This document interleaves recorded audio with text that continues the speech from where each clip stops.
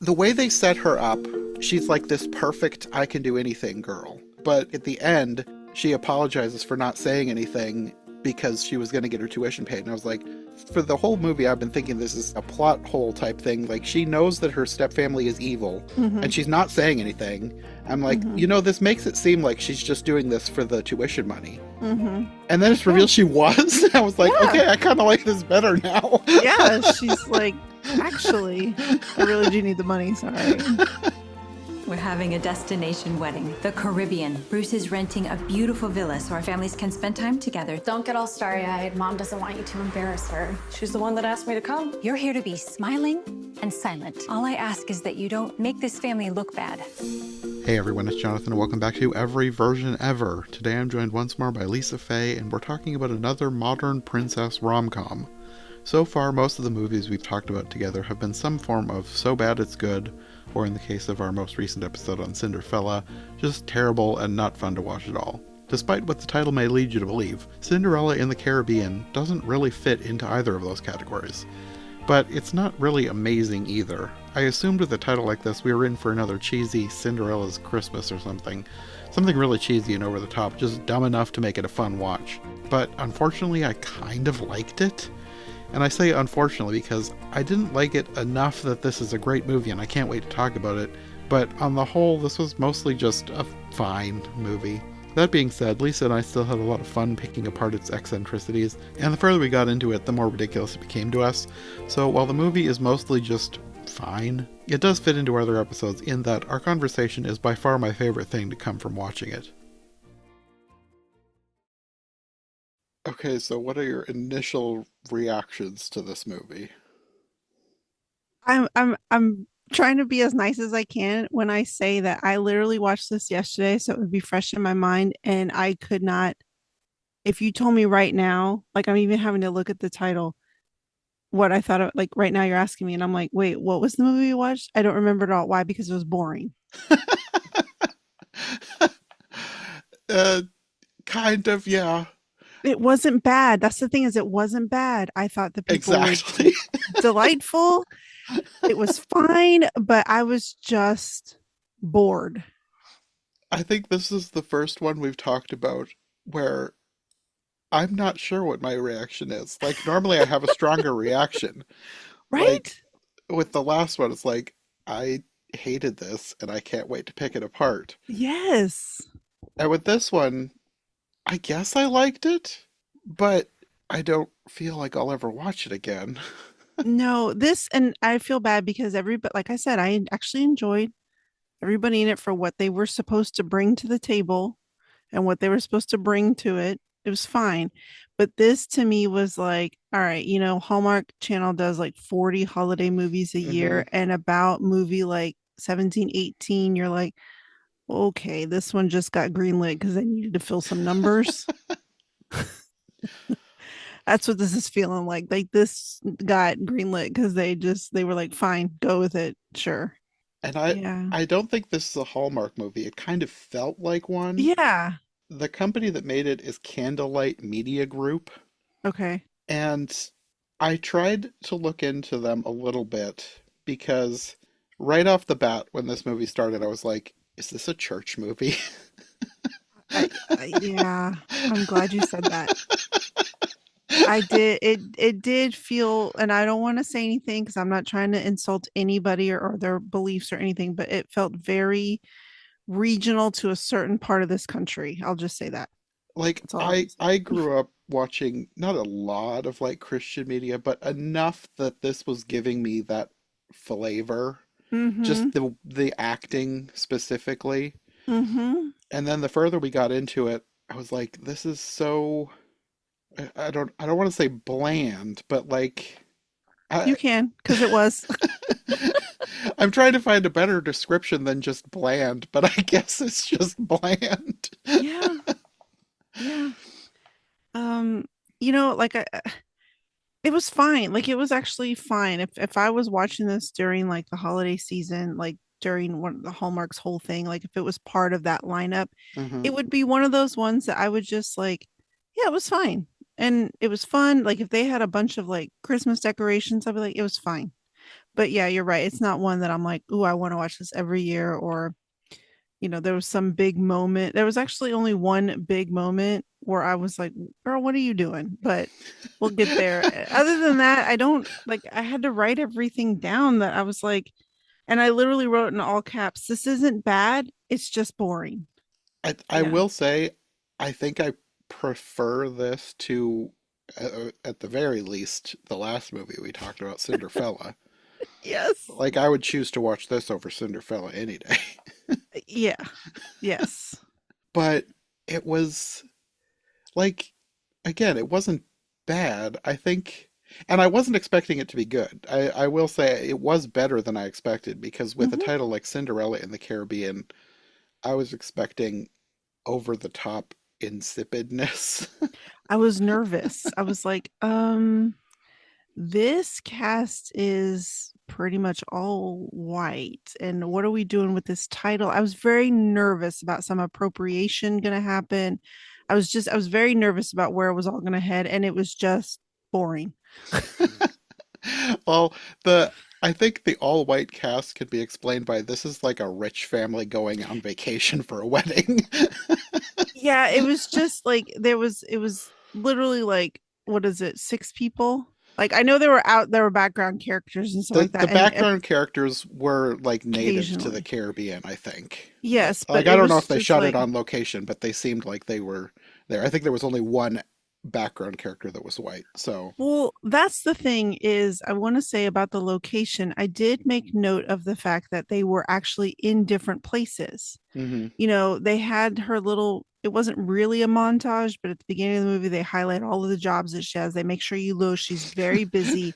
She's a And teacher, she's an accountant, she's a yeah, college student. she's college student, like, and they all had distinctive looking rooms, even though it might have been one big like building that they just did it in different. It's fine, but at least it looked slightly different. And at least when they went to the, Caribbean, it was like it was obviously a beach house, as opposed to the Snow White movie, where basically they had one house and they made it Yes. look like Yes. different buildings in the same house. Yes. I think as a whole, this is a better movie than the Snow White movie, but I would still choose to watch it over this one because it was more entertaining and over the top. Oh, the Snow White movie? Yes. Absolutely. Yes. Yes. I would watch that 1,000 times. Yes. This one was the production value. Yes, it felt more. And it was just, it was boring, but it was like, to me, there was zero chemistry between anyone. Everyone was just saying their lines. And the dialogue was so bad. Like when the stepmother comes to Ashley, I keep wanting to call her Cinderella. Yeah. She comes to visit and she offers her a drink and she's like, something bubbly. She's like, I have tap water. Ew. Then why did you offer? I know.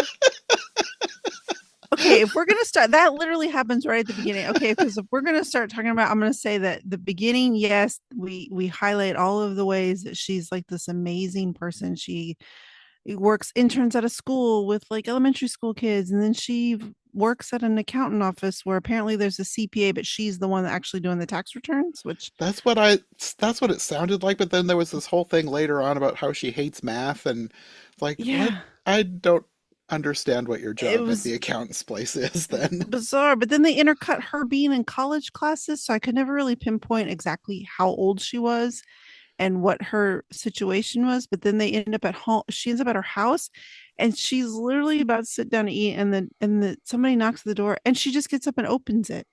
And I'm like, what in what world? Like for me, if somebody knocks on my door, I would absolutely panic and I would be on the floor, army style crawling, like no one's home, like not even trying to breathe loud. Like, are you kidding? And she just gets up and she's like, who's here? Da, da, da, opens the door. And I'm like, ma'am, that's your first mistake. She didn't even ask, who is it? She just opens the door. Hello. Okay. It could have been a land shark. You never know. That didn't even cross my mind, but I think the world we're living in is sort of idyllic. So, Oh, in the movie, yes. yes. Because for me, with anxiety and introvertness, I'm like, Open the door. Oh, yeah. No. No, I hate No. answering the door. I'll let somebody else do it. Yes. No. And I wrote it down. I was like, girl, why are you just opening that door? Like I literally wrote that down because it freaked me out. Yeah, if somebody's coming over, we know about it in advance. If you're just knocking on the door, I have no idea why you're here. I live out in the country too, so it's even Yeah. weirder if somebody's just Right. knocking on the door, like out in the middle of nowhere. That would absolutely put me in a panic. Yeah. No. Well, so that's the way to me it started. I was like, already this is going downhill because I didn't and they she the person enters the room and like you said is give me a drink and all this and it takes literally like 3 minutes for them to even tell us who she is. I'm like, who is this woman? How do they know each other? There were a bunch of scenes where it just seemed like they were doing stuff. Yes. I was like, what purpose does this serve the plot? Exactly.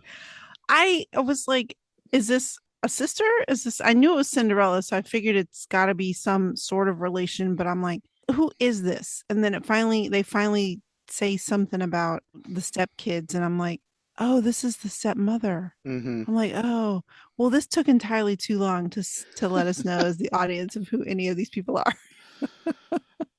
Yeah. Yeah, the stepmother is getting remarried, and I don't know, it struck me as odd because they have this whole conversation where there's a lot of exposition, like, you've never treated me like family. And she's like, how could you say that? After your father died, I did the best I could with two children. And you. I know that pause where she's like, and you, and I'm like, oh, They do that whole thing, and she's talking about how her soon to be husband is a widower, and like they bonded over losing their spouse. And the way she's talking, I'm like, I mean, this is obviously her third marriage because right. she has two kids from a previous marriage, but she never talks about that. They only talk about Ashlyn's father. And it just seemed weird that they kind of glossed over that to me. They just never mention the fact that this is her third marriage. They act like Yeah. it's her second. I was kind of hoping it was going to take like a horror movie turn and you find out that she's secretly like killed all of her husbands. I thought the same thing. And I was I like, was like, 'cause is if she that's where offing this her is going, husbands? I'm very excited. That almost feels like it would be a better movie. Right? God, And maybe I don't that's even an like horror idea. movies, but I kind of want that.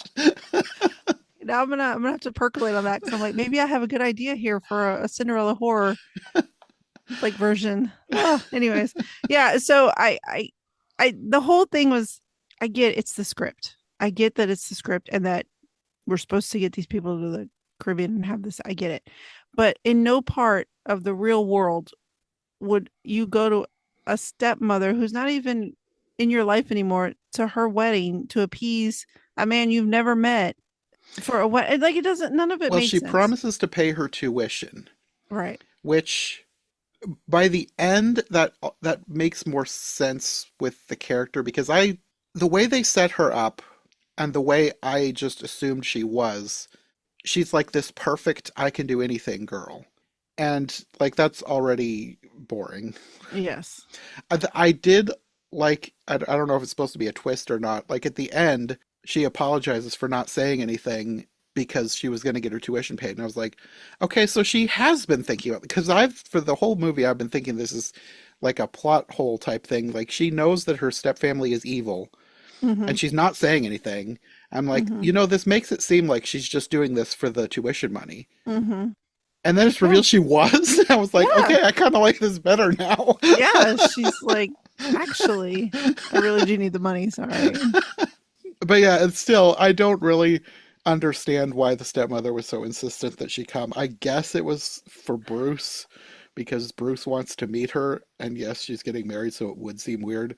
But like, she seems so insistent that she come. And it Yeah. just seemed, it could have been written better. It just didn't make sense to me for the longest time. No. And poor Bruce. Bruce was a delight. Like, I just, I I want don't know nothing what but he the best saw for in her. Bruce. No, I'm like, I want nothing but the best for him because the moment he steps on screen and he is just so lovely and so welcoming and so excited to finally meet the entire family that he's, about to marry into. And I literally wrote down poor Bruce because it's not going to last. So I'm just like, oh, this Yeah. is sad.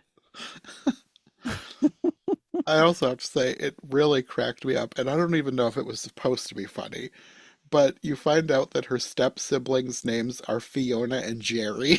Yes, And for whatever reason, that combination of names just cracked me up. Fiona and Jerry. it's so bizarre.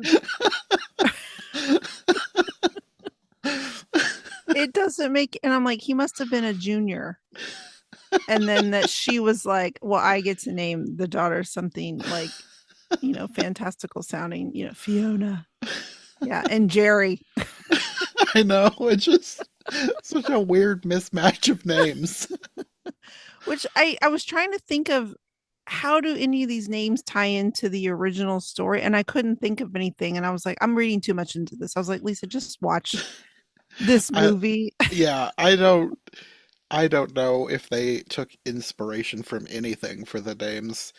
It's like they took the outline of Cinderella and then just did their own thing with the basic plot beats that they needed to hit. Right. I mean, again, it was fine. It Yeah, was fine. it was fine. It wasn't terrible. It's just for, I don't know, certain things just stood out to me as odd. Well, we're kind of glossing over the biggest elephant in the room here is that the romantic interest is literally about to marry into the family. Like, and I'm not talking about just Ashlyn, the Cinderella character, because she has no blood relation to anybody. So for her to be interested in Bruce's son is a little weird if they're all going to be connected, like family wise, but it's not Uh-huh. terrible because they're really nobody's really. But they set up a whole romantic rival with Fiona, her stepsister, who's literally about to be legitimate stepbrother and stepsister with this guy. Uh-huh. And I'm just like, what is happening?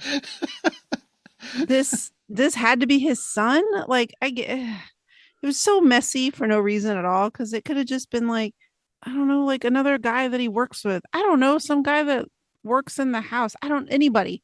But they were Mm-hmm. like, no, we have to make it his Bruce's son, and there has to be a romantic rivalry between the stepsisters for him. I get it; it's the prince and the stepsisters. I get all of that, but it was ugh, yuck. I didn't like it. Yeah, it was odd. I Yeah. It didn't seem odd at the beginning when it's like just Ashlyn and Mhm. Noah, Yeah. but it just kept getting more and more weird the more and more Fiona started getting interested in him. Yes. Like she made it weird. She did. And I'm glad you said that because I really wrote this is weird. And I'm glad you said weird because I was like, this is weird. I can't imagine like my parents are still together. They've been together 50 years. Nuts, they're in it for the long haul. But I can't imagine like my parents like getting remarried and I'm like, oh, let me check out all of my soon to be step siblings. See if there's any romantic possibilities there. Like what? Yeah, Mm, yeah, that is extra weird. I mean, like I said, I get it's the nod to the original story because the stepsisters are all vying for Prince Charming, and I do understand that. But Prince Charming also wasn't marrying into their family like Yeah, that way. Like yeah. the evil stepmother wasn't marrying the king. And yeah, That would anyways. be an interesting twist on I mean, it is with this movie, but like if it was set during the time period that Cinderella is usually set, it would be more Right. interesting to have the queen or the stepmother trying to be the queen. That Oh, would be an interesting twist. that would be. See, here we are coming up with all kinds of alternative Cinderellas as opposed to this one because it was boring. They also have a weird thing in here with I liked that they had one of the siblings be a brother, a stepbrother, Mm-hmm. but he was also an odd character. He's like a lazy gambler who like gambles on his phone and Say like it that way. he pretends it's a job. Like it was a weird character. Yes. his it yeah. the whole scene where you meet him did kind of crack me up though, because the stepmother tells him to help Ashlyn to her room, and like he picks up her bag, moves it 2 feet, and then sets it down for her to carry again. But this bag is literally a wheeled suitcase with a handle to pull it, and they carry Yes. it like it's a suitcase without wheels. Yes. And we see later when she's like packing later that she has like 5 items in there. This thing probably weighed like 2 pounds, and he's like, ugh. So funny. And then the whole thing with the room, like they take her to this room and act like it's this really small cupboard or something, and I'm like, this is a perfectly normal. This is the size of my bedroom. What's wrong with you Yeah. people? Well, I was kind of irritated that they didn't show us any of the other bedrooms, and I know budget-wise they probably didn't have any other bedrooms, but it was like if everything else is so like grand and like, you know, like this big palace style type thing, why don't we see? But we didn't. We just saw her dusty little brown bedroom, which was again fine. It was fine. It There seemed was like a nothing normal wrong with sized it. bedroom to me. But they kept saying, "Was this for staff? Is this staff quarters?" And I'm like, "How big is this house that there's staff quarters? What?" Yeah, It because was like there's a later scene with Bruce talking about how, well, there's a whole other bedroom. It's like his reaction to looking at the room is, this is so cozy. Like I know. cozy is a derogatory term. I'm like, it looked fine to me. It's like I didn't until that point I hadn't even fully clocked that they were trying to make this room out to be terrible. Right. Right. It's like it does not seem like a terrible room. No. But again, I was appreciative of the fact that they actually had different looking sets Yes. instead of just throwing a blanket over a couch and be like, "Oh, now we're at the lounge." Yes. In that regard, this they did so much better than that Snow White movie. Yes. The thing also with Jerry is that he apparently has been losing all his mom's money gambling. And like they have this whole scene midway through the movie where it's like this big reveal, like he spent all her money. But then in the very next scene, Fiona's talking about it like this has always been the plan, that they're gonna pay off Jerry's debts by marrying Bruce. And I'm like, okay, so Yeah. has he done this before? Like I wasn't sure what the timeline of Jerry's gambling problem was. No, because I feel like they made a throwaway comment about how he's just kind of like, I mean, it's not like a loser, but I mean, he kind of is, but you know, like that he doesn't really do much because Ashlyn says something like, "Oh, you bet on sports." And so we're led to believe that, yes, that's what he does. That's why he's always on his phone. And, you know, he does have these little quippy one-liners that actually land in some places where I was like, I did laugh, but for the most part, we know nothing about him except for that. And then the one scene where it reveals that, yes, he's lost a bunch of money. The mom is surprised. And then all of a sudden, you're right. It just turns and it's like, no, this was the plan the whole time. And it didn't make sense. Mm-mm. Like narratively, it didn't make sense. No, because for as much as the stepmother is the stepmother that she needs to be, she did seem to like Bruce. Yes. So it just seemed odd that suddenly there's this big reveal, like, oh, they're just using him for his money. Yeah.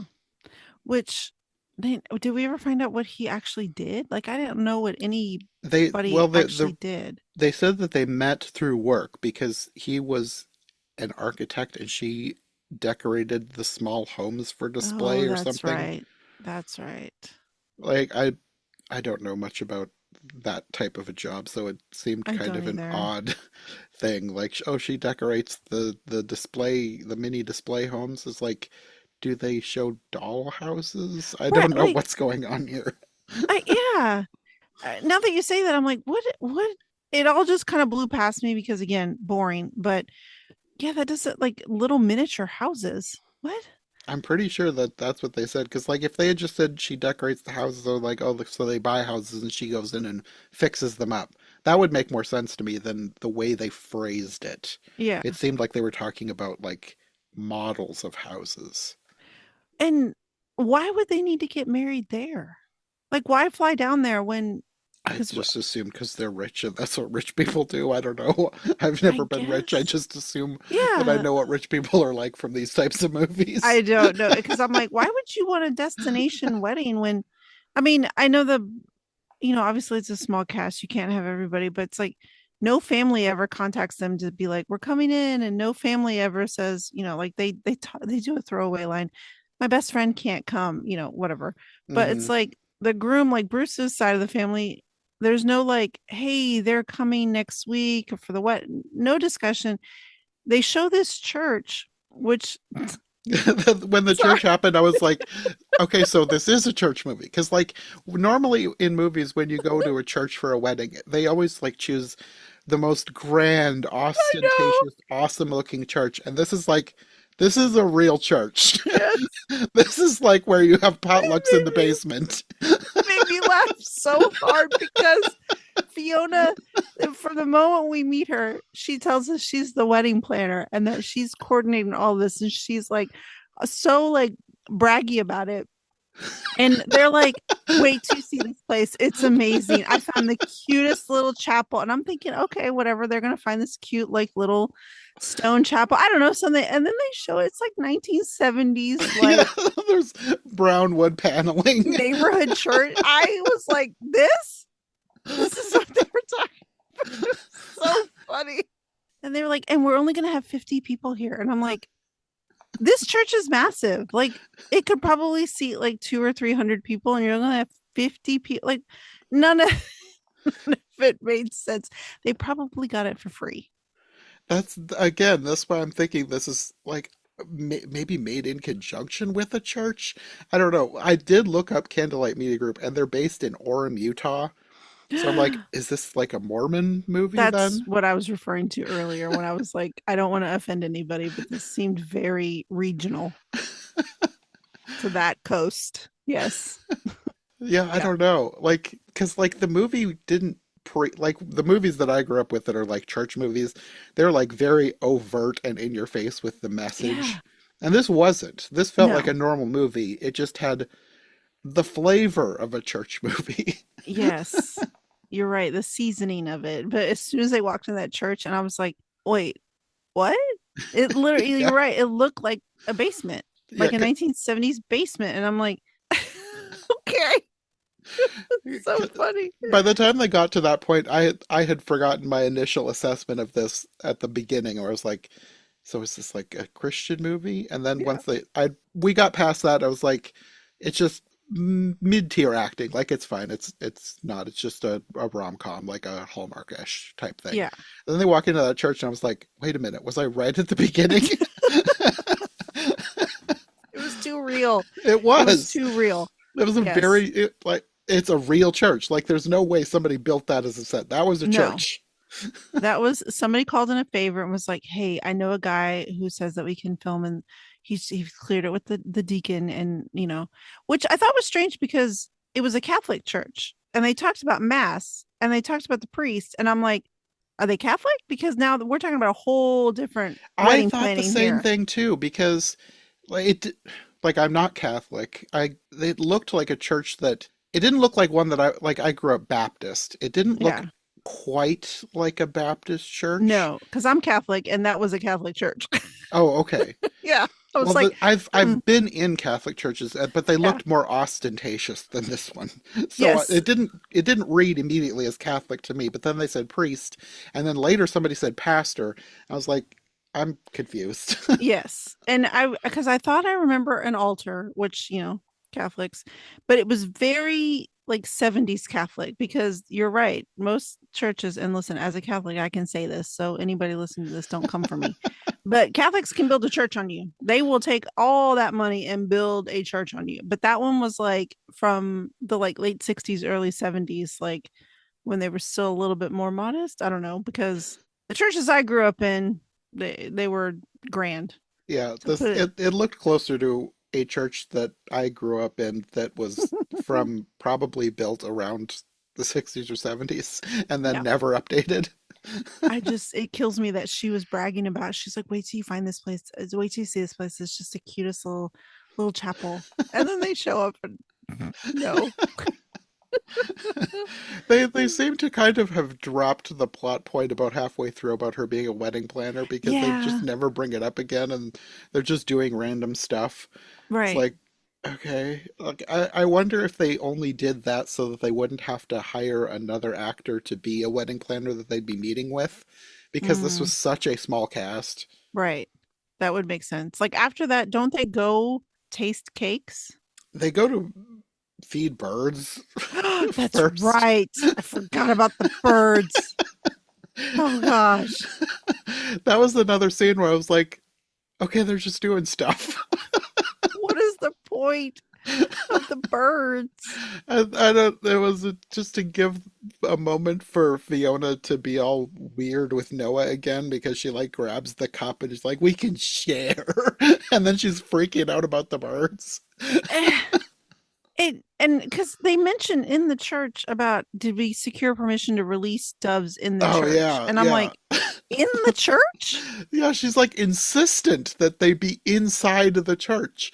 And I'm And like, what? and in my mind, I'm like, what is that? But then Bruce actually comes through and it's like, have we really considered the fact that it will be birds in a church, like Uh-huh. inside? And I'm like, thank God somebody said it. Like at least it wasn't just glossed over. He's like, I don't think this is a good idea. And then they cut to them looking at birds. Like it was, I it don't was know if those were like I assumed doves. I don't know that they were yeah, scoping out these parrots to be released. Maybe they were. I don't maybe. know. I don't, who knows? At this point, who knows? Well, it was supposed to, I know it was supposed to give a moment between Noah, Bruce's son, and Ashlyn, but this is where I wrote down there's zero chemistry between these two people. They could literally be brother and sister. I was like, I don't care if they get together or not. Okay. I think the only care that I had as to whether or not they ended up together was just so that he didn't end up with Fiona. True. 'Cause she was terrible. And True. by comparison, Ashlyn is so much better with him. Yes. Yes. That's very true. They also do a weird thing where they like play a game to get to know each other. Like they draw slips of paper out of a jar to like tell something about yourself. I was like, is this a real game? I've never heard of doing this before. Can I just say that during the game, Fiona is like all proud. She's like, I came up with this game. Bruce wanted me to come up with a game, a welcoming game, and I made this up. And basically, I put all these ideas on a piece of paper, and it's like my favorite something. And then everyone guesses what your favorite thing is. And then whoever wins gets to go next. And I'm like, okay, well, first of all, the scene went on too long. Second of all, finally it's Ashlyn's turn and she picks up her card and we can literally see what's written on I it. was gonna say the same thing. We can literally see what's written on it. And she says nothing. The paper says something like favorite scientist, and then she confidently reads as if it says something different, favorite hobby that you rarely get to do. And it's so long and the card is like an inch. It drove me banana pants. So weird. And then it was also weird because she says fishing, which like it's not weird that a girl could say fishing. They act like it's kind of odd, but she's like, I was with my father. But the way they framed it, like it was also Noah's favorite thing, I was like, they are trying way too hard to make them compatible. Right. Yes, because he's like, look, Noah's like looking at her, he's like, I think I can tell what you really like. And like all of a sudden he's like, I'm gonna take a wild guess. It's the same as me. Fishing. And she's like, what? Yes. Oh my gosh. I'm like, this is the worst. The worst.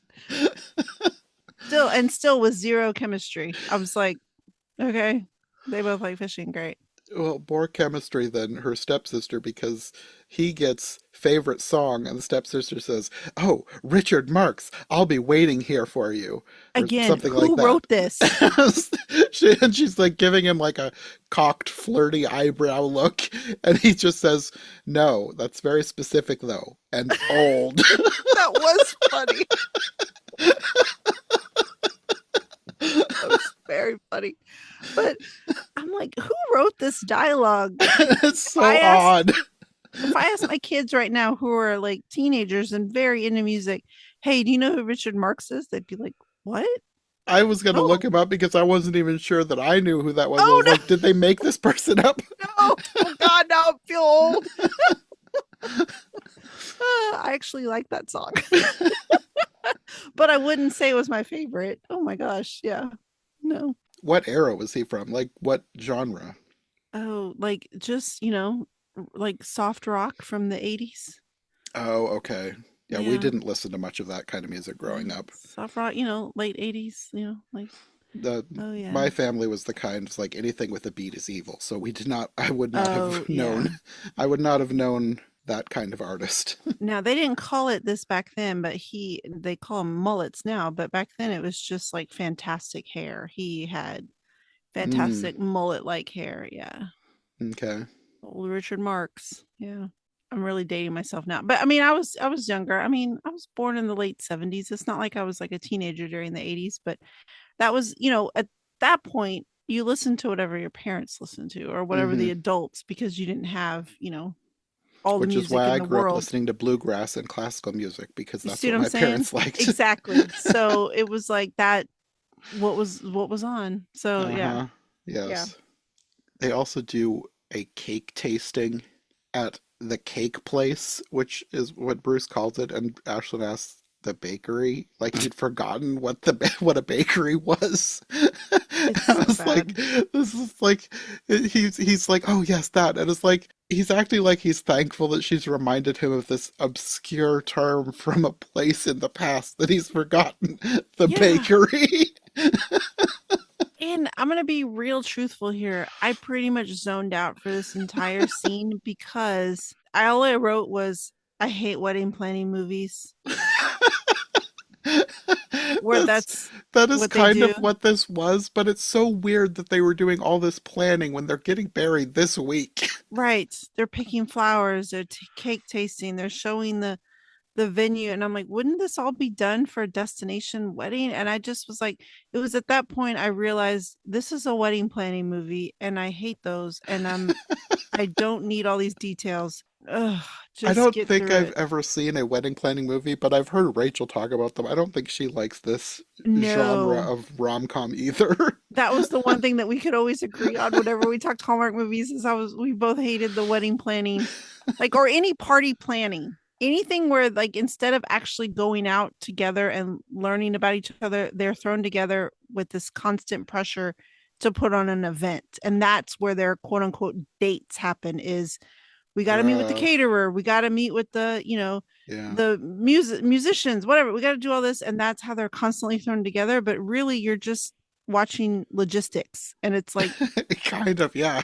They're not romantic. Like, what? Go out and be with each other. Like, go do something else. And eventually they get to that. They actually, Noah and Ashlyn actually do break off at some point later in the movie and have some more date-like type things where they would literally be able to get to know each other, where it would make sense that they would start to have feelings for each other. But at this point, all they've been doing is throwing together for wedding planning. Ugh, boring. There was some odd things in this scene that kind of cracked me up. One thing that didn't crack me up was Fiona being creepy weird again. She's like, yes, talking about lemon cake. She's like, I love a lemon. Weird. And then the way Bruce pronounced pistachio. It's like, is this a regional pronunciation I'm not familiar with? Like the way people fight about the pronunciation of pecan, like pecan, pecan, like. Yes. But he says pistachio, and I'm like, what? It was very off-putting. It was very off-putting. And then the one thing that I did like about the scene was Noah telling Ashlyn that he likes a 1-to-1 ratio of cake to frosting, which she thinks is gross. And I was like, okay, finally, because up until that point, it was like, it was weird how similar they were trying to force them to be. I was like, okay, finally, they can have a disagreement. I like that. Okay, although the moment he said it, I was like, jail, immediate jail. What do you mean a 1-to-1 ratio? I was aghast. I literally gasped like, and I'm so glad that Ashlyn was like, what? That's way too much frosting. And he's like, nuh-uh. And I'm like, oh. And he's like stick thin. Yes. So, I'm like, he no. does not seem like the kind of person who would just eat spoonfuls of sugar. I'm like, this is a serial killer, Ashlyn. Get away from him. No. And then, so they start talking about the cake, and Noah and her are kind of off to the side a little bit. Noah and Ashlyn are off to the side. And he's like, well, what would you like? And she starts telling him, and it's a cute scene. It really could be, until he's like, here, have a piece, with his giant fingers that you don't know where they've been or what he's been doing all day. And he goes to feed it to her. And I was so grateful that she was like, he's like, oh, sorry. And he gets a fork. And I'm like, there you go. Fine. It's still weird that you're feeding her, but at least it's not with your big sweaty fingers. But I liked that she like still gave him a look like, what's going on here? Yeah, like, why are we doing this? This is weird. So I did appreciate it. After all of this, I'll say all of this, I love Ashlyn. I really did like her character, and I really did like her whole storyline. I actually did like her, and she was funny. So I'll give her that. I'll give this movie that. Yeah. For as much as I didn't like a few of the characters, mainly the step family, Ashlyn, Noah, and Bruce were all fine. Yeah, exactly. But then after this, they go deep sea fishing, which was odd. It's like, this is such a random thing to throw in a movie like this. And I'm not sure, like, I'm pretty sure this was a set. I don't think they actually sent them out in a boat. And it cracked me up that you have a scene when Jerry catches a fish, but he's also seasick, so he can't reel it in, and Ashlyn has to do it for him. But it's like a giant CGI fish that's only shown down in the water, and no one interacts with it in any way. I know. And this is the worst to me. The worst scene in the, like, for dialogue wise, because Ashlyn is over there fighting for her life to try and get this fish, right? And first of all, she's doing this with no gloves. And that fishing line alone on those deep sea fishing, yeah, she would lose a hand. But whatever. So she's reeling this in, and she's like, oh, I'm afraid I'm gonna, lose it. And this man, Noah, really says to her, that's okay. There are plenty of fish in the sea.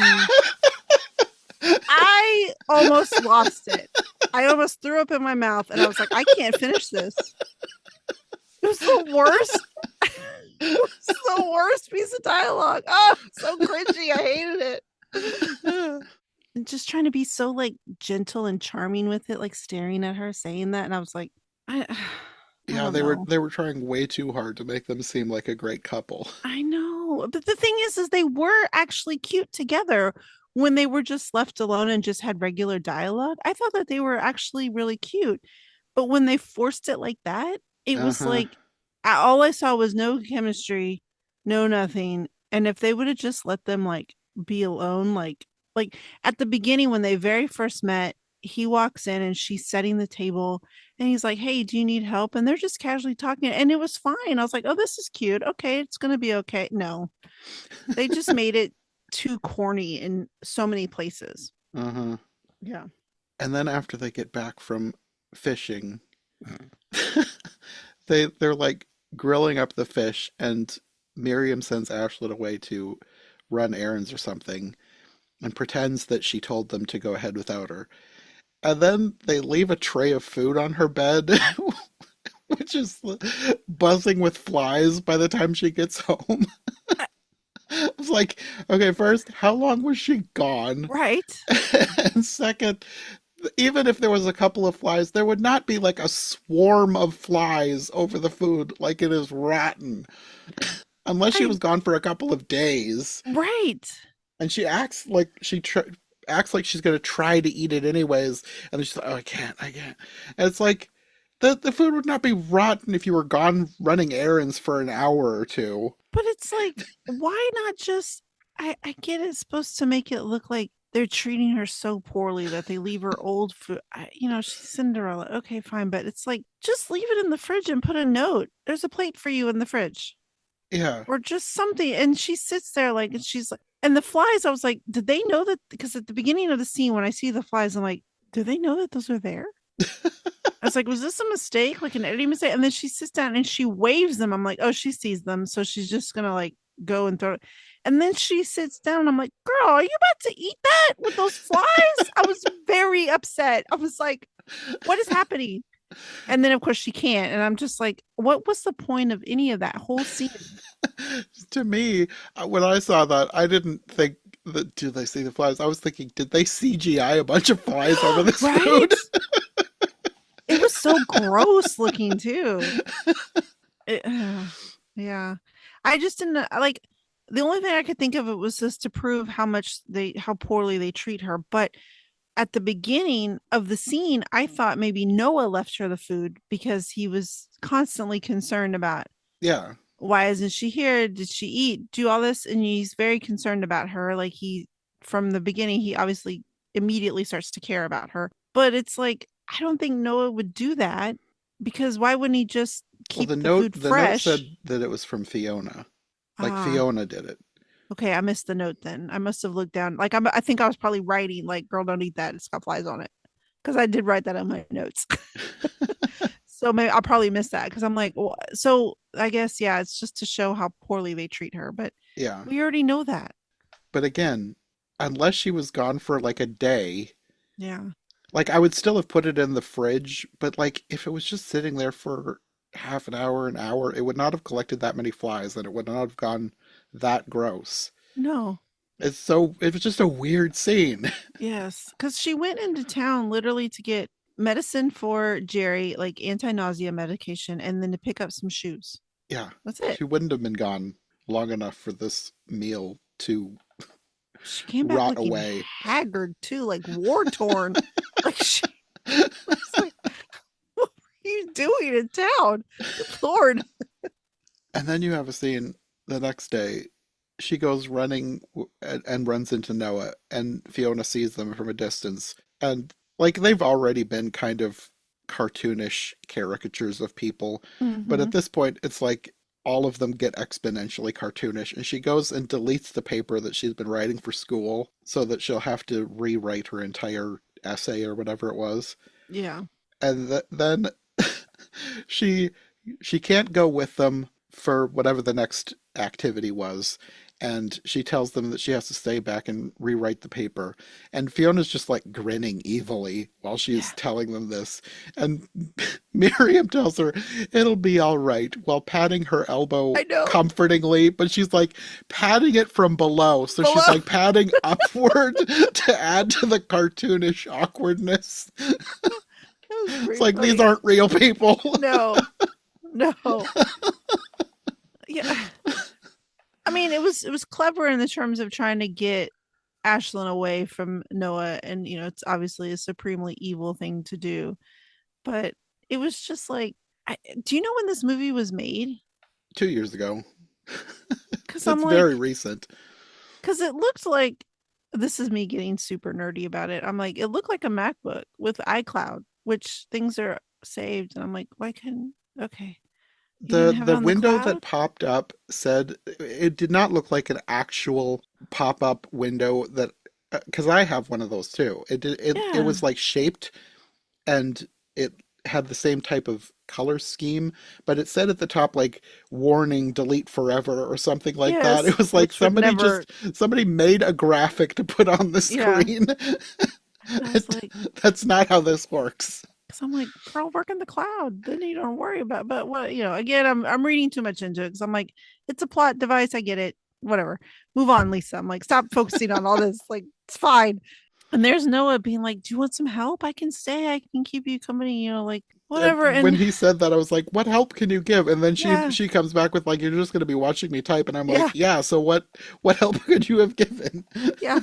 So I was like, at least they're acknowledging how ridiculous some of these statements are, because in other movies it have been like, oh my God, you're so sweet. Yeah, stay here. Yeah, And then they would do some sort of weird montage, studying montage. But no, they were like, no, go to dinner. Goodbye. And she just like takes off. And I think that's what I don't want to say like saved the movie for me, but kind of saved it because for everything that started to annoy me, they saved it in some way right. by making it seem more realistic. Like Mm-hmm. there's no saving the Step family; they're cartoons. Right.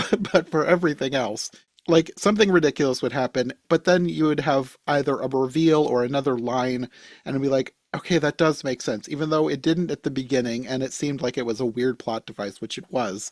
But the people who wrote this at least had enough knowledge to know that they were writing a weird plot device, and then would write a line that was like, okay, so they're acknowledging this. Exactly. That's what I liked about it was they were acknowledging the goofiness and they weren't Yes. just glossing things over. So I did appreciate the fact that she was like, no, seriously, just go. I'm just gonna tie. And then of course we have like a little thing showing her working on the paper, but I was like, how long? Because of course then the whole thing made me very anxious because the last, nobody wants to lose a paper. And it just brought back so many memories of like computer crashes in Mm, college and like losing stuff. And yeah. I'm like, oh my God, how long is this paper? Is it like 3 pages? Is it five? Is it 15? Is it a whole like thesis? Like, how much did we lose here? What are we talking about here? But of course, they just kind of like show her typing and she's like, it's actually better this time. And I'm like, okay, well, I'm very stressed about you not having this paper. Yeah. Yeah, it doesn't say how long it's supposed to be. If it was just a regular paper, Yeah. an afternoon is fine. Like, Yeah. I had plenty of times where I wrote things last minute and still got an A. I think I worked better with that kind of a pressure. I know, right? Yeah. Well, because I was like, okay, that's fine. Because when I was, in college, which was admittedly several years ago, we had to print them and Mm, turn them in, and so it was like, oh, what is happening? Because I remember my second year in college when I went to register, they handed me a slip of paper on a it was dot matrix printed, mm, and it was like, here's your email address, and I was like, my what? It's like for what? Like it didn't. I mean, I knew what email was. I'm not that old, but I was just like, what would I do with this? Like, what is the purpose of this? And so now, of course, people just email their papers and like put them in drop boxes or upload them to places. But I was like, hmm it was very stressful to me that scene because was not my experience. And anytime I had a paper to write, I had to print it and turn it in like physically. And I'm like, how is all this going to work? But I get it. New technologies. hmm Yeah, I didn't Just even think of that because my college was kind of both. Like yeah. some teachers would want you to hand in a paper, others would have you email it in or submit it to Yeah. the website. Some of my classes were entirely online, so it didn't seem that weird to me in that respect. Yeah. I mean, they even say it. They're like, you haven't, it's due tomorrow. And Hmm obviously she's not there, so she has to email it. But I admit that scene stressed me out way more than it needed to because it was literally just a very, very minor plot device. hmm But I was very focused on it. So it all worked out. It was fine. In case anybody was nervous, it all works out. She turns in the paper. Yes. I think somewhere around here is where you find out that Jerry has been blowing his mom's money, and then this is like the reveal that they're actually using this wedding to get Bruce's money so they can pay off Jerry's debts. Yes. And there's also a conversation somewhere in all of this blowing up where Ashlyn finds out she doesn't have a dress. And I think the assumption was that she was going to be a bridesmaid, but I don't know that they ever said that. But like everybody seems to assume that she's going to be a bridesmaid until Miriam says that she's going to be an usher instead. An usher. I I don't think that was made very clear either, but I'd never thought that she was a bridesmaid. I didn't either. But then everybody seems to think, like, because Ashlyn assumes that there's going to be a dress for her, so she didn't bring one. And then she's talking to Noah later, and he's asking why she doesn't have a dress. So it's like everybody is assuming that she's a bridesmaid. And I didn't remember them ever saying that she was going to be a bridesmaid. So I wasn't sure what was going on with that. And to me, like, not that I have to worry about a dress, but I would have asked what I needed to bring to wear to the wedding. Like, I wouldn't have assumed that I was going to be provided with clothing. I would have asked before I packed, like, what do I need to bring? Yes. And I would have assumed that she would have done the same. Because traditionally, it's not just the wedding that you have to have a dress for. You also like if she's there as part of like family, there usually is some sort of rehearsal dinner like the night or two nights before where you need a Mm, dress. Like the fact that she didn't bring anything with her but shorts and some t-shirts. I again, it's also that way to get her to town and Noah goes with her so they can have their little moment. It's fine, but it just again, it was one more like it didn't really seem to service anything other than to highlight how they mistreat her. But I personally didn't think it was a mistreatment. I thought it was Ashley, you should have just asked or just brought a dress, a backup at least. yeah. It was stuff like that that, like, for as good as of a character as she is for the most part, it just feels like they didn't think through the implications of her not bringing a dress. It Right. does make her seem a bit more dumb than you would want her to be. Yes. That was when Noah's like, I'll go into town with you because I need to do something or pick up something. Oh, he needed something at the electronics store. That's what he Oh called yeah, it. he needed AirPods for the ride home because Yeah. his died. The electronics store, as he said. And I'm like, okay. So I wrote a note because I'm like, all right, I paused it to see how much time was left. And I'm like, there's 18 minutes left in this movie. And they're just now really, it's not a date, but it's the closest date like thing that they have them do. And I'm like, there's still a lot of ground to cover here. And we're down Hmm. to like the last 20 minutes. The first half of the movie seemed to take forever to get anything really important happening, and then the second half Yes. was like speeding through things. Yes. I totally agree. I was kind of concerned because I'm like, we still have to have the reveal, we have to have like the misunderstanding, like we have to have all of that, and then the resolution, and there's literally like 18 minutes left. And there really wasn't a misunderstanding like I've seen in a lot of other Yeah. rom-coms.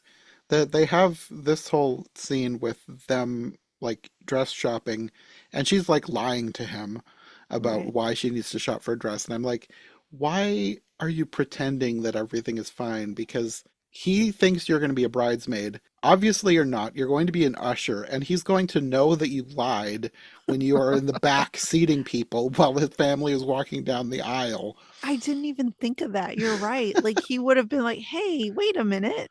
And at first I was like, is he an idiot? How could he be buying this? Thankfully, again, they saved it by having him obviously not buy this and going and telling Bruce that Yeah. something is wrong here. It was like, okay, so he's not as dumb as I was afraid they were making him. Right. No, you're that's a good point because it never even dawned on me because first of all, what do you need an usher for like 50 50 people? people. That's what I was thinking. It's In like, a destination wedding, everyone knows who's there for what. Like, there's yeah, it's not like everybody's flying into someplace in Ohio and they're just coming in for the day and maybe somebody's going to be late. It's like if they're going to a private island or wherever they are, nobody's going to be late. They're going to right. be there. Yeah, they're going to be there ahead of time. Yeah. And the way they phrased it was like, well, for the latecomers, so that way you can tell them where to go. Where to go? It's one giant, like one big open church. Just they go sit down and they just, sorry, excuse me, I'm late. Sorry. Like, but it's fine. Whatever. Again, I think Again, it comes back to the step family being cartoonishly evil. She was just yes, being a cartoon. yes, you're right. I think too much of in these scenes. Like Yes. yeah, And then this is where you have, well, first she goes back and talks to Fiona, and Fiona just randomly reveals that Miriam is marrying Bruce for his money. Then she goes and talks to Miriam, and they have this whole fight. And somewhere in here, like, she already has found out everything. She knows that there's this whole scheme to get Bruce's money, but then she goes, like, out on what is basically a date with Noah, like going ATVing and going and sitting yes, on a secluded beach and talking about life. And this is the point where I was like, why isn't she telling him anything? Because now it seems like she's just in it for the money, which it right. turns out she actually was. So it kind of saved this for me, but still, it made me like her slightly less that she would just go on this date and just not say anything about all of this stuff that's going on. Yes, because at some point I thought she's gonna really start to care about not just Noah, but Bruce, because Bruce is such a nice man, like throughout the Hmm. movie, and that she's going to feel compelled to confess everything, and that's going to backfire on her. But the only thing that it made me think of was, okay, the reason she's not is, yes, obviously the money, but it was ordered to set up the like Uno reverse that Jerry does when they all get caught. And Jerry's like, actually, no, it's Ashlyn that, which I didn't see coming. No, I didn't either. And I actually kind of enjoyed. I was like, oh, dang. I was like, okay, that actually works because that It would make sense. that could have, like, if this movie had been like a half hour longer, that could have been Hmm. a really devastating twist that changed the course of Yes. the entire movie. But they kind of brush it away really fast because Yep. they have the whole confrontation scene, which Bruce overhears and figures out what's going on himself. Right. There's nobody revealing the truth. He just overhears Miriam and Ashlyn talking, and Ashlyn's like planning on leaving now. Right. So then he just comes to the conclusion that this wedding is off by himself, Right. which works, but it's not as dramatic as you kind of would expect it to be. Yes. I thought it was going to be, Ashlyn finally revealing everything and that the step family would turn on her and blame her, but it would be all this one big, massive, like group argument or something. And it's not what happens. You're right. It was almost too low key where it was like, Hmm. you know, Jerry does drop his little, he tries to blame it on Ashlyn. And I wasn't expecting it, like I said, and was shocking. I was like, oh, okay. I was like, twist, hello. But yeah, it was over in like 30 seconds. Yeah.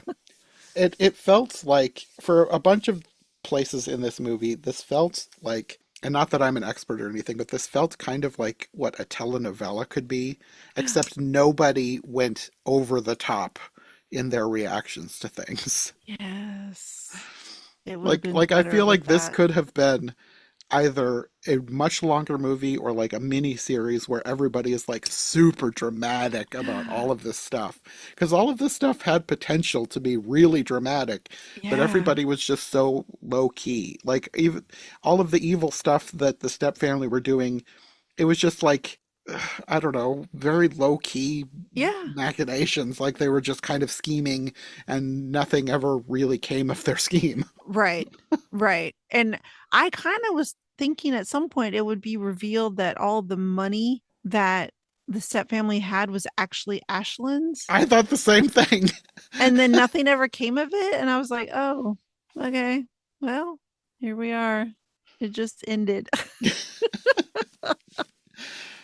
Yeah, well, the whole end was odd in a different way too, because after everything is over, like everybody knows everything, nothing is secret anymore. They're planning on staying there while the step family leaves, and they have Ashlyn stay with them so that she gets something out of this trip. And then Noah is like confessing that he's in love with her, and they kiss and everything. That was where they revealed that because she apologizes for not telling him because she had money on the line. I was Right. like, okay, so that was intentional then. Mm-hmm. I Even though it does make me kind of like her a little bit less, as a story, I like this so much more. Right. It makes so much more sense that she was doing this on purpose rather than it be a plot hole. Yeah, it was made her more authentic to me. And I'm Yes, like, because people make bad choices yes, under stress. exactly. And she did. And it wasn't a great choice, but she did it. And it was acknowledged because in a lot of these movies, the main character does make a bad choice because they're trying to fulfill something, external. And Hmm. they're like, yes, this is the only way I can get it. And then when the reveal comes and all of it comes out, it's kind of like glossed over because it was in the pursuit of love or it was in the pursuit of this. But no, she's like, no, I needed the money. And Yeah. I actually really like that. But I did not like, okay, let me back up. I did think that their big conversation about their feelings, I liked it. Overall, I liked it. Hmm. However, I'm like, we don't even know where everyone lives. We don't even know like beyond this little vacation. Where does Bruce and Noah live? Like, I know it's just supposed to be happy for now, happily ever after, but I'm like, logistically, how is this going to work once y'all leave the Caribbean? Like, how does no discussion whatsoever about how to make all that work. The only Yeah. thing they said was Bruce is like, I went from a groom to a third wheel, which I thought was actually pretty funny. His whole reaction to that, it struck me as simultaneously kind of nice and charming, but also slightly unbelievable because he like it's like he forgives the step family Yeah. immediately, which again I come back to, okay, is this a church movie? Is Right? this the moral of the movie? Yes. Forgive them. They don't make a big deal out of it. It's just something that happens. He acts like he's forgiving them. He doesn't forgive them to the point where we're going to make up and it's going to be okay. It's like an actions have consequences type moral. Like she still has to leave. They're not together anymore, which is Right. good. It was kind of odd that they went in that direction. I don't dislike it, but it just seemed odd compared to a lot of other movies of this type where there's a huge blow up and then the evil family gets their just desserts and now they Right. are sent slinking away in shame. Yes. And we get that feeling of like victory, like we won because this whole time, like we've hated them. But Yes. Ashlyn has a moment with Bruce where she's like, I just want you to know that I really do think Miriam loves you. Like, I really do think that that was real. And it was very nice and it was very sweet. But I'm like, in service to what? Because it's not like he goes back to her. Yeah. It's, No. it's not like they make any plans like, well, we'll see how it works out once we get back. It's just like, well, that's over. All right, let's go be on the beach together. Yeah. Yeah. I mean, it is. I do like the idea of the step family being forgiven, even though nothing is made nice for them. Like they don't get what they wanted; they're just forgiven. I do kind of like that idea, but at the same time, they were literally scheming to take all his money to pay off somebody's gambling debts. I was Exactly. like, this. Even if these are extremely forgiving people, it needs to take more than a day to just decide to forgive them. Exactly, because it would be one thing if it was just they left out old food for her or they didn't buy her a dress and it was all just kind of, kind of bullying, but Yeah, like they're deleting term papers and like stealing money or like plotting to steal money and like doing pretty nefarious things and it's like, yeah, no, he's better off without her. Although I did appreciate Ashlyn showing how nice she is by being like, listen, for what it's worth, I do think she loved you, which I thought was nice, just unnecessary. yeah, it was nice, just Yeah, odd in context of everything else. right. Because I'm like, well, the movie's over. What now? What's gonna happen? Like, uh, it was fine. Again, the whole thing was fine. The movie itself was fine. So if anybody asks me, do you have any Cinderella movies set in the Caribbean? I'll be like, I don't know, because I won't remember it. Because That's a very specific question that yeah, some hypothetical person might ask you. exactly. Just like in this movie. Yeah, So I'm just keeping with the theme here. I'll be like, I don't know. yeah. On the whole, I didn't hate this movie. No. I didn't hate it. I didn't love it. I don't know if that's better or worse. Like Yeah. it's fine. Yeah. Like it was entertaining for what it was. I can't say I'm dying to see it again. I would definitely choose to watch it over Cinderella, but even though it is technically a better movie than A Snow White Christmas, I would probably still choose to watch A Snow White Christmas because it was so dumb that it somehow swung back around to being entertaining. Whereas Yes. this was just a little bit dumb, a little bit competent to the point where it's fine. Yes. Which I don't know. That's I guess again in some ways better, in some ways worse. Yes. Because for me, when it comes to bad, Cinderella, not Cinderella, Snow White was bad, but entertaining. Yes.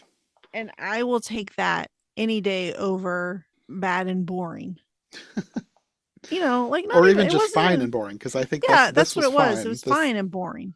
the only thing that I could say is bad about this is the step family felt like cartoons. Like they didn't read as believable people for the most part. The only thing bad about this movie was the dialogue, like the Oh, plenty of fish in the sea. yeah, there was a few choice lines where it was like, okay, who wrote this? For reals. I will say though, I did look up who made them, who made the movie, and the director was Brian Brough, Brough, and he has a very long list of movies that it looks like it's all rom-com type Hallmark-ish movies, like A Crafty Christmas Romance, Lights, Camera, Ooh. Romance, Retreat to Paradise, Matchmaker Christmas. He also has one called Not Cinderella's Type, which I'm like, okay, so this is his second Cinderella movie. Do we need to add another one? Yes. But then I also looked up the writer, and it was Brittany Wiscombe, and I was like, this looks like almost an identical list. And I scrolled down to personal details, and it says alternative name Brittany Brow. So I'm like, okay, Oh, so this is a husband and wife team. yes. Wouldn't it be amazing if it was like a whole group of friends and when we watch the other Cinderella movie, it's all the same people, all the same cast, just slightly in different roles? Oh, Now I'm that would, kind of interested. yeah, that would be a dream come true. I'd be like, Jonathan, oh my gosh, what have we stumbled upon? There's also one called Sense and Sensibility, but Sense is Scents. Are you kidding me? I'm looking it up. I'm looking it up. I have a feeling that I'm probably going to come back to this husband and wife team a few times, which you and I could probably do these because there's several in here that I'm looking at the titles and it's like, okay, this is a play on some story like Beauty and the Billionaire. This has got to be Beauty and the Beast. Yes. Okay. I am in on any of them, honestly. Okay, so I just looked on some of his older films here, like on IMDb, and I'm seeing one review that says that yes, it's labeled as Christian romance or LDS, depending on the publication. I'm like, again, we caught this. Without even knowing, we just Yes, assumed. yes, we sussed it out. There was just something about the dialogue that just like and like I said, I didn't grow up Mormon, so it wasn't like I was seeing Mormon. I was just there was something about the dialogue that was like this feels like a Christian movie. Right, because I watched the I forget what it's called. It's the Mormon production of Pride and Prejudice, and that has a very distinct flavor to it that is very reminiscent in this movie. So that's why I was agreeing. I was like, yes, it's there, but I it's not wonder what it overt. is. Like what is it that we're sensing because it was not obvious. It was just something that we just picked up on. Like I Yeah. don't know what it was.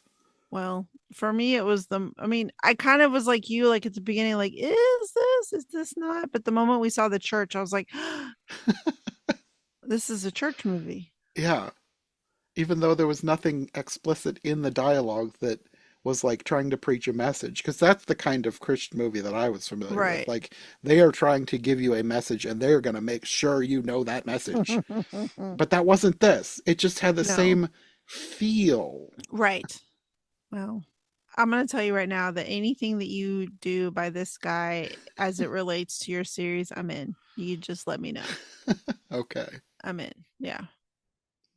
Oh my word. I just Uh-oh. read the the description of Not Cinderella's Type. Oh no. Uh-oh. It says a kind-hearted orphan lives with her emotionally abusive relatives until a popular boy takes an interest after accidentally killing her cat. Are you kidding me? What is this movie? That is not what I thought it was going to be. Okay, we need to do this. Am in. Oh, wow. Oh my goodness. I'm trying to find it. Hold on. That is not at all what I was expecting to read when I clicked on this. I am looking at it right now. Oh my goodness. So I don't think this is going to be related to the one we just watched. Unless you got over that. Wait a minute. Okay, I'm reading the extended one, and it says Indy lives with her aunt and uncle and believes her life is fine until an accident brings a new guy in the picture, which I can only assume now is the killing of her cat. Bryant Bailey is not Indy's type. She's never been into guys like him. A cat killer? Sure. But then again, she's never really known anyone so stubborn and caring. What? So stubborn and caring. Okay. That can also help her discover who she is and what she's worth. This unique film captures the beauty of awkward teen love as well as poignant realities of emotional abuse. What is happening? We'll see. Oh my goodness. I'm in. You just let me know. Yeah, that definitely needs to be a future episode. Okay. Okay. We'll find out where it plays and I'll make it happen. Well, until we get to the next episode, do you want to let people know where they can find you online? Yeah, sure. You can find me on Instagram and YouTube at My Bookish Agenda. Okay. Well, we'll see you next time for All right. another weird princess movie. Yes. Thank you for having me. As always, it's been a pleasure.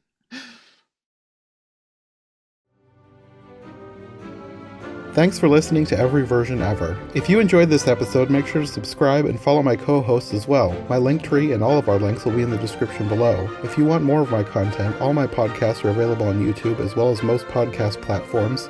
If you enjoyed this show, check out one of the other podcasts or check out my Patreon for bonus and extended episodes you won't find anywhere else. We'll be back soon with another brand new episode, so thanks for listening and we'll see you next time.